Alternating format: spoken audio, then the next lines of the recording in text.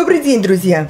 Сегодня я хочу вам рассказать о том, как мы решили с мужем переехать из Санкт-Петербурга в поселок городского типа Вырица и построить маленький домик. Ну, маленький домик у нас не получился, получился немножко побольше. И вот мы очень долго с ним думали, какой прибор поставить обогревательный. Либо печку, либо паровое отопление, либо камин. Пришли к мнению, что нужно сделать камин. И стали выбирать компанию. Но выбирали не просто по цене, но и хотели, чтобы компания нам сделала качественный камин. Мы ездили, смотрели работы организаций, которые делают, и выбрали компанию Печи Горбунова. Большое спасибо, Марина Михайловна. Здравствуйте, зрители, уважаемые. Меня зовут Дмитрий, я являюсь представителем компании Печи Горбунова. Все верно, примерно 2 года назад мы установили камин компании Мета в рустикальном стиле. Его мощность примерно 14 киловатт, и такой камин способен обогреть вот этот дом примерно, сколько он кубов? 380, наверное. Наверное, примерно. Топка выполнена из чугуна. Сверху находится термокороб, который собирает весь горячий воздух, который скапливается над топкой. Через эту решетку обогревается комната, где находится камин. Также в нем спрятаны вентиляционные гофры, по которым распределяется горячий воздух для нескольких комнат 2-го этажа. Мы его разожгли. Сейчас он горит ровно так же, как горел 2 года назад.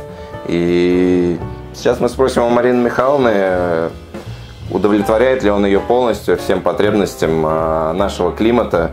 И если она будет строить, может быть, еще следующий дом, хотела бы она что-нибудь изменить, или камин такого стиля и такой мощности ее полностью устраивает. Спасибо за предоставленное мне слово.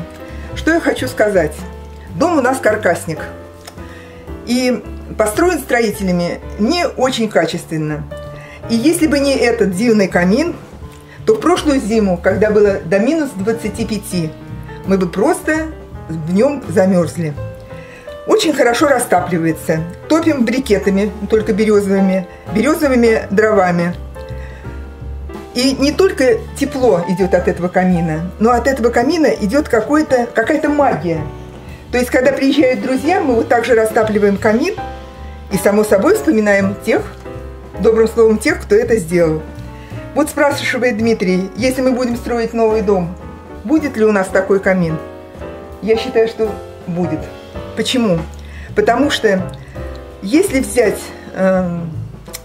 выбрать по цене и качеству, вот, казалось бы, этот каминчик не такой дорогой, так скажем, по цене, но по тем техническим характеристикам, по тому удовольствию, которое он доставляет, сказать больше нечего. Спасибо только нашим уважаемым строителям. Большое спасибо нашим заказчикам за столь теплые слова, очень приятно. Мы обязательно вернемся сюда еще раз.